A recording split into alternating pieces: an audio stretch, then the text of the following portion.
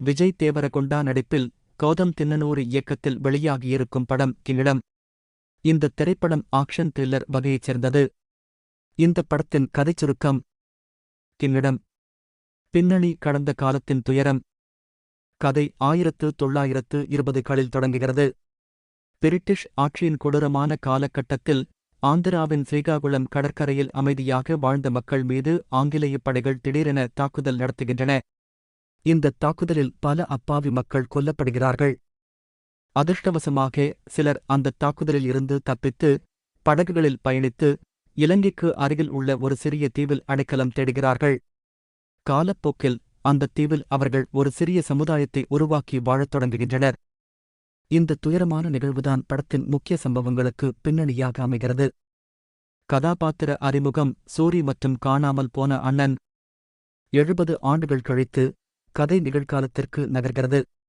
இங்கேதான் கிராமத்து police constable Suri Vijay Deverakonda அறிமுகமாகிறார்.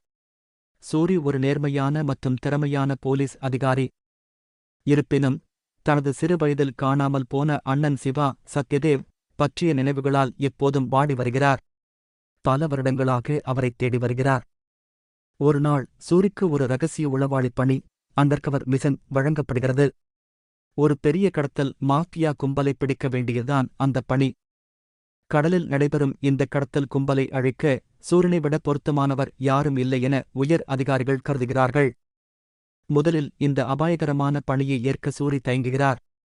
ஆனால் அந்த மாஃபியா கும்பலின் தலைவனைக் கண்டதும் சூரி அதிர்ச்சியடைகிறார். பல வருடங்களாகத் தான் தேடிவந்த தனது அண்ணன் சிவாவே அந்த கும்பலின் தலைவன் என்பது அப்போதுதான் அவருக்குத் தெரிய வருகிறது. உளவாளியாக ஒரு அண்ணனின் பயணம். அண்ணன் ஒரு குற்றவாளியாக மாறியதை அறிந்ததும் சூரிக்கு ஒரு தர்மசங்கடம் ஏற்படுகிறது. தன் அண்ணனைக் காப்பாற்றுவதா அல்லது தன் கடமையை நிறைவேற்றுவதா என்ற கேள்விக்கு இடையில் அவர் அந்த பணியை ஏற்க முடிவு செய்கிறார். ஒரு குற்றவாளி போல நடித்து இலங்கைக்குச் சென்று தன் அண்ணனின் கும்பலில் சேர்கிறான். கும்பலுக்குள் சேர்ந்த பிறகு சூரி தன் அண்ணன் சிவா ஏன் இப்படி மாறினார் என்பதைக் கண்டறிகிறார். சிவா ஒரு சாதாரண குற்றவாளி அல்ல, மாறாக 1920களில் ஸ்ரீகாகுளத்தில் நடந்த தாக்குதலில் இருந்து தப்பித்த மக்களின் சந்ததியினரின் பாதுகாப்பிற்காக போராடும் ஒரு தலைவன் என்பதை சூரி புரிந்து கொள்கிறார்.